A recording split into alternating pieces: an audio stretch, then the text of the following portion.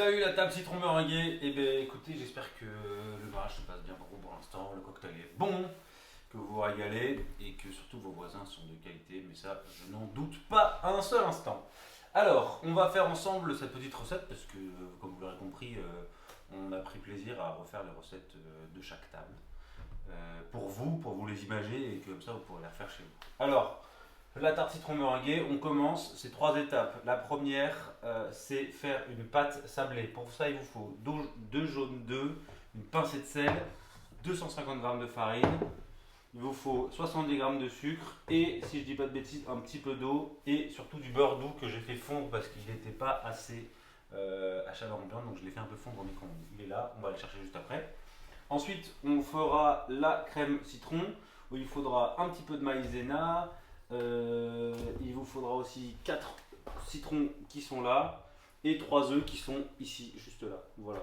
Je les ai mis un peu sur le côté parce qu'on va d'abord commencer par la pâte, ensuite on fera la crème et on terminera évidemment par la troisième étape qui est la meringue avec les blancs qu'on a conservés ici, des jaunes qui vont nous servir pour la pâte sablée. C'est pour ça que c'est une recette que j'apprécie particulièrement parce qu'on utilise tous les ingrédients. À la fin, on ne jette pas les blancs, on ne jette pas les. Voilà.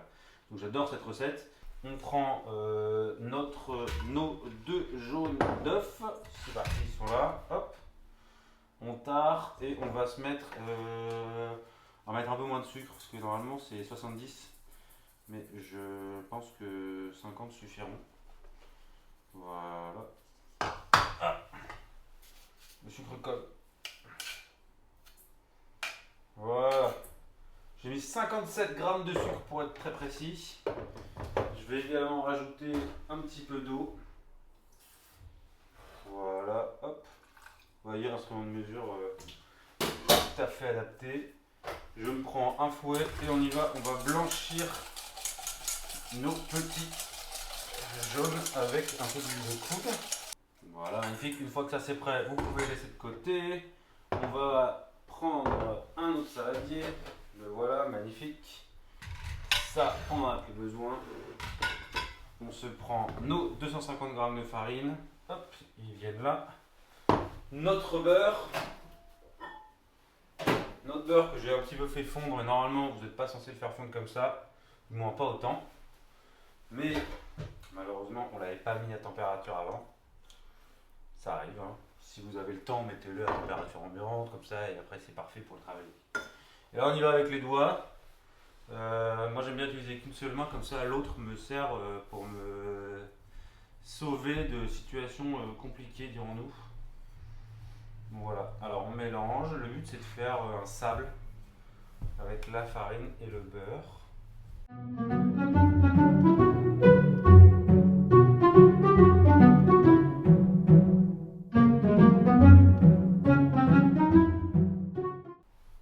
Vous voyez, on arrive à un sable comme ça, à peu près. Hein. Vous visez ce état-là. On y va, c'est parti pour ajouter notre petit mélange sucre jaune. Voilà, hop. Et voilà, magnifique. Et on y retourne avec une des 2 mains. Et le but c'est de faire une boule. Hein. Alors si vous trouvez que ça manque un petit peu de farine, vous rajoutez de la farine. Voilà, par exemple, moi je trouve que ça manque de farine, donc je vais m'en rajouter un peu. Je pense que le fait d'avoir fait fondre le beurre au lieu. Hop. Ça, je vous disais de garder une main à peu près propre. Ce genre de situation.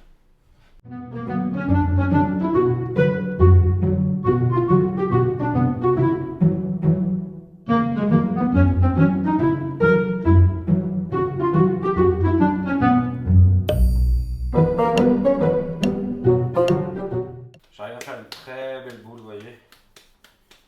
Hop, voilà. Alors, si vous avez le temps, vous la mettez 1 heure à reposer au frigo. Moi, je pense que je vais prendre la voie express et que je vais tout de suite me l'étaler et la mettre à cuire dans la foulée. Vous pouvez le faire aussi, hein, honnêtement. Bon, c'est mieux de la mettre à reposer un petit peu.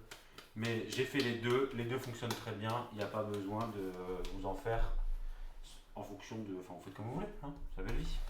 On continue la recette. Pour vous, c'est une seconde, mais pour moi, j'ai un peu rangé, nettoyé. La pâte est là, elle est toujours belle. Elle commence à coller plein de travail. Donc, on va commencer tout de suite par enfariner le plan de travail. En attendant, j'ai allumé le four à 180 en chaleur tournante. Donc, hop, j'ai bien enfariné mon plan de travail propre. Et j'étale ma pâte doucement pour commencer à la main. Et après, on va y aller au rouleau.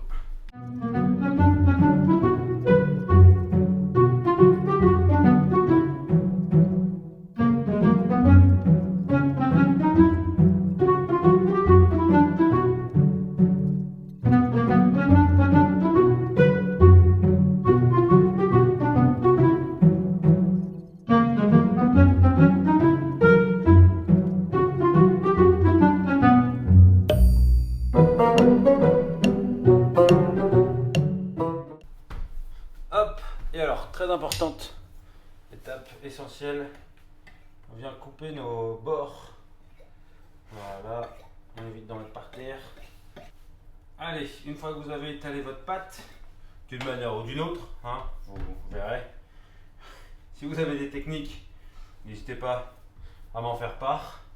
Moi, ce que je fais, c'est quelques trous dans ma pâte quand même, pour pas qu'elle lève trop. Et c'est parti, on enfonce pour 20 à 25 minutes à 180 chaleur tournante. Je vais récupérer les petits bouts et faire un petit sablé. Alors il reste quelques minutes de cuisson pour la pâte sablée. Nous allons commencer la crème citron. Pour cela, nous allons prendre 4 citrons, normalement de taille moyenne. Là, ils sont plutôt dodus, que nous allons râper. François-Victor va nous en râper 2, c'est de là. Donc une fois que notre humoriste aura râpé 2 citrons et obtenu le jus des 4 citrons, nous allons le mettre dans la casserole, ajouter du sucre. Alors là, il y a environ 140 grammes. Vous pouvez mettre un petit peu moins si jamais vous avez un peu moins de citron que nous. Il faudra mettre une cuillère de maïzena. L'idéal est de la tamiser avant de la mettre pour éviter les grumeaux. Dernier élément, les 3 œufs. Nous allons mettre 3 œufs dans la préparation.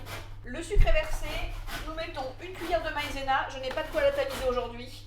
J'espère qu'il n'y aura pas trop de grumeaux. Une grosse cuillère. Voilà. Donc là, je mélange la maïzena et le sucre en attendant que François-Victor me prépare les zestes de citron et le jus de citron.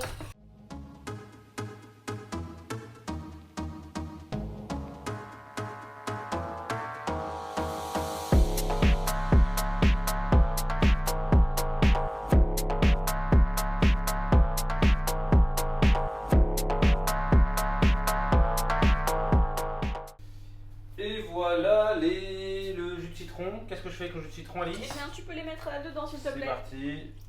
Donc mon jus. Nous allons mettre donc sucre, maïzena et citron à feu doux. Et zeste. À feu doux dans la casserole et nous mélangeons. Qu'est-ce qu'on cherche à faire ici avec le jus? À le faire chauffer simplement pour Jus l'instant. chauffé. Oui, pour On attend l'instant. quoi? L'ébullition? Un peu avant.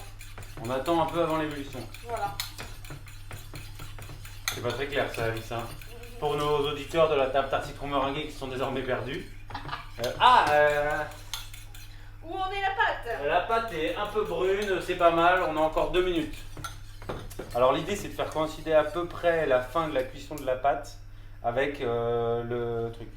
Ce que vous pouvez faire, c'est à la limite cuire votre pâte, la laisser reposer tranquillement jusqu'à ce qu'elle refroidisse, ensuite faire votre crème de citron. Il vaut mieux dans ce sens-là. Dans l'autre sens, Voilà. malheureusement, Parce que sinon, il faut éviter de laisser figer la crème citron dans la casserole. Voilà, la crème citron va figer, ça nous est déjà arrivé une fois. Eh bien, le citron avec le mélange maïzena-sucre Le commence sucre à a fondu, chauffer. le sucre a fondu. Oui, tout est mélangé. Super. Nous avons un mélange homogène. Nous allons donc pouvoir verser les œufs et mettre à feu plus intense, à feu vif. Et là, bien mélanger sans arrêt jusqu'à ce que la crème prenne.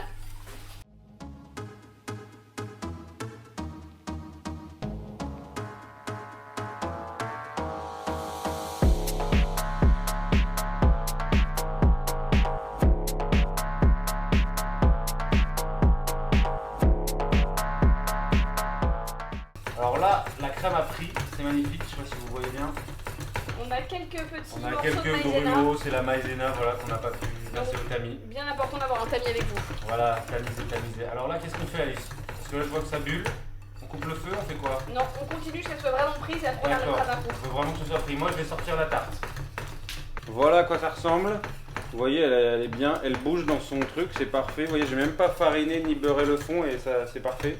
Tellement une pâte sablée, c'est beurré. Allez, notre crème est prête.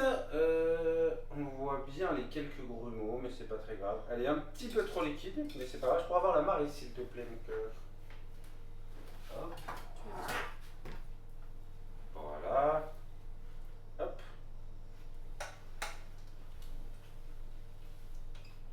Voilà. Alors, vous en faites pas. Si c'est un peu trop liquide, elle va figer dans tous les cas. Allez, c'est parti pour la dernière partie de cette recette, la meringue. Alors notre tarte elle est là, c'est à peu près refroidi, vous voyez ça a bien figé. On va tout simplement faire une meringue. Alors pour faire une meringue, c'est très simple, il vous faut des jaunes d'œufs, du sucre glace et un petit peu de levure chimique, voilà. Alors normalement c'est deux blancs pardon, là j'en ai 3. Bon ça fera un peu plus de meringue, c'est pas plus mal. Je vais d'abord monter pardon mes blancs, hop, avec une pincée de sel. Hop, hop, c'est parti, on monte les blancs. Ça y est, ça fait des belles pointes et ça ne tombe pas, c'est prêt. Alors, ça c'est la première étape. La deuxième étape, c'est rajouter du sucre glace. Alors, on va mettre 130 g de sucre glace, c'est parti. Bon, là, vous voyez, ça fait beaucoup, mais bon, une meringue c'est sucré, hein. À un moment donné, les desserts c'est sucré. Faut arrêter de se cacher. Si vous n'avez pas envie de prendre du poids, prenez pas de dessert, c'est peut-être la solution la plus simple. On va mettre un demi-sachet de levure chimique. C'est parti. Hop. Voilà, pour que ça tienne bien. Hop. Et on remélange. Alors c'est parti, on reprend les mêmes et on recommence. Vitesse 1, pas trop fort.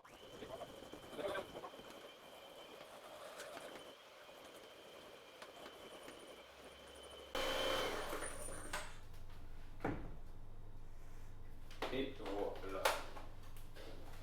Hop. On peut ranger. Et voilà, c'est terminé pour la meringue, elle est prête. Alors, maintenant, Maryse. Hop. Et on va étaler généreusement sur notre tarte au citron. Alors la tarte citron, vous pouvez la manger comme ça, il n'y a pas de souci. La meringue, c'est un plus, mais je trouve qu'elle apporte le sucre pour balancer avec l'acidité du citron. Et que du coup, une tarte citron doit être meringuée. C'est un avis, c'est une hot take. Alors là, on vient bien coller sur les bords. Ça, c'est Alice qui m'a appris. On vient bien coller sur les bords parce que sinon, la pâte, elle se rétracte. Voilà. Donc là, je colle bien. J'ai fait une jolie couche. Et alors après, moi, j'aime bien apporter un petit peu de piquant. On va dire ça comme ça. Alors pour faire ça, je reprends un de mes fouets et je vais venir tirer comme ça, tout simplement. Et ça va me permettre d'avoir un petit peu de déco, hein. Bon, pas grand chose, mais c'est toujours un petit quelque chose. On prend. Voilà. Voilà. Hop. Magnifique. Voilà, vous avez vraiment tous mes secrets, hein.